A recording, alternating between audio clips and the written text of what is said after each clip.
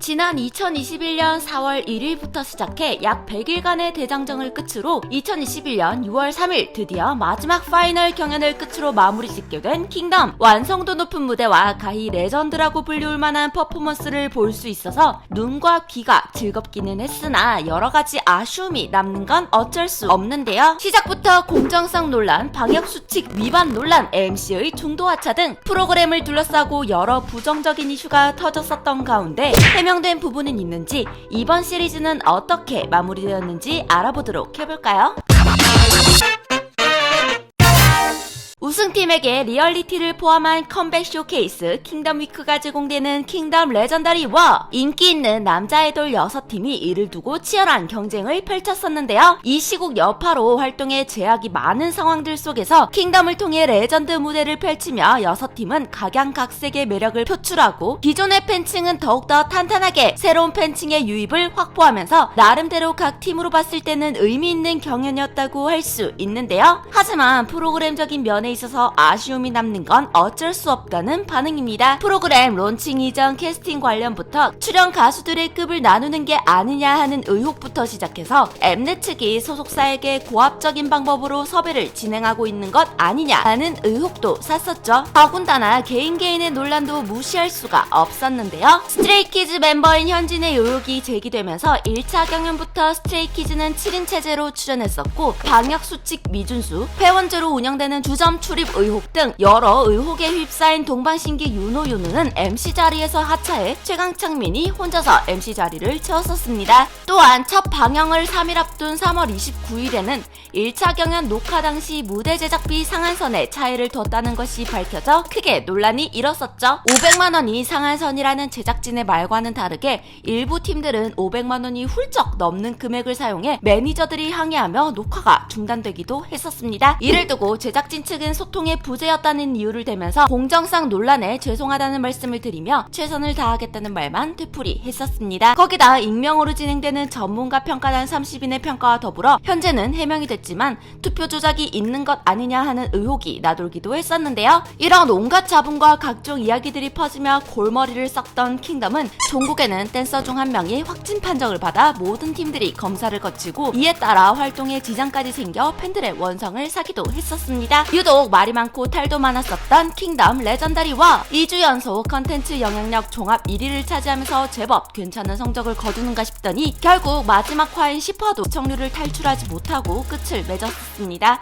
나왔던 그룹들, 음원들도 모두 화제가 되었던 킹덤과는 다르게 새롭게 발표된 음원 성적 또한 그다지 대중들에게 많은 관심을 받지 못한 킹덤. 출연했던 6팀들은 너무 잘해주었고 최선을 다했기 때문에 여러모로 더욱 진한 아쉬움이 남는 것이 아닌가 싶은데요. 킹덤 파이널 경연의 첫 번째 무대는 바로 에이티즈가 장식했습니다. 멋이라는 곡으로 오프닝을 장식한 에이티즈.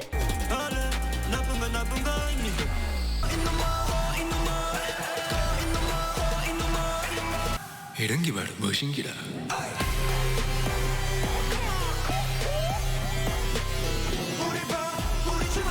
교복, 블랙스트, 힙합 등 다양한 의상 콘셉트를 선보이며 각자가 추구하는 멋과 개성을 뚜렷하게 보여주었죠. 성공적으로 무대를 끝마친 에이티즈. 두 번째 무대는 스트레이키즈가 선보인 울프갱. 무리지어 다니며 먹잇감을 사냥하는 늑대의 습성을 비유해 결속력 있고 목표를 향한 의지를 각인시키겠다는 모습을 보였습니다.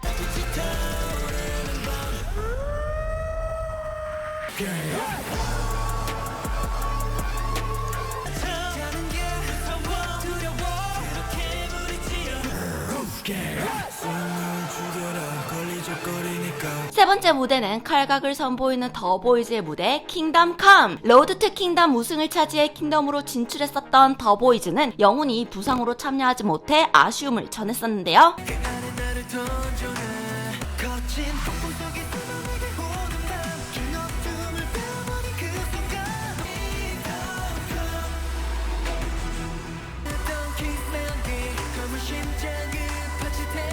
네 번째 무대는 가장 선배 그룹인 BTOB의 피날레. 장르를 가리지 않는 완벽한 무대를 선보이며 압도적인 라이브, 화려하고 웅장한 퍼포먼스까지 선보였죠.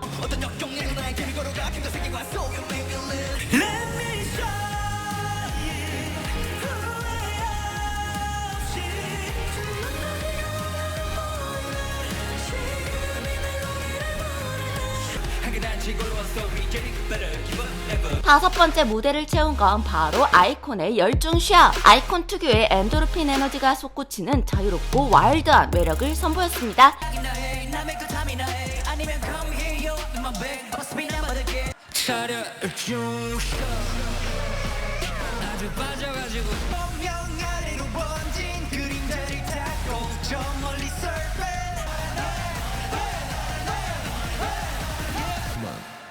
마지막 무대는 SF9 숨으로 장식됐는데요. 나를 향한 믿음과 나를 믿어주는 이들을 통해 빛을 찾아가는 이야기를 섬세하게 그려낸 SF9은 마지막 무대를 통해 킹덤으로 성장할 수 있었던 그룹의 이야기를 담았는데요.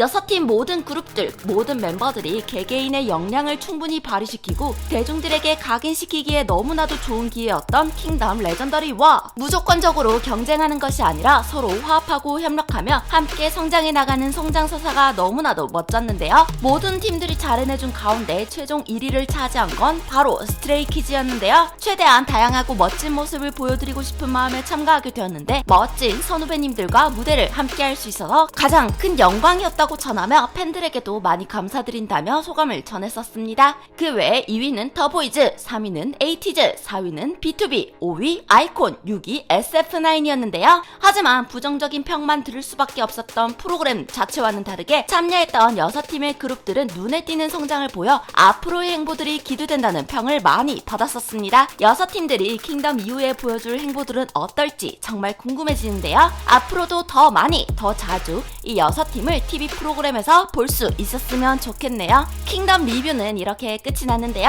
재밌게 보셨다면 좋아요와 구독 눌러주시고요. 경연하는 약 100일 동안 너무나도 애써준 6팀 그룹에게 응원의 댓글도 하나씩 달아주세요. 다음에는 어떤 이야기로 돌아오게 될까요? 기대 많이 해주세요.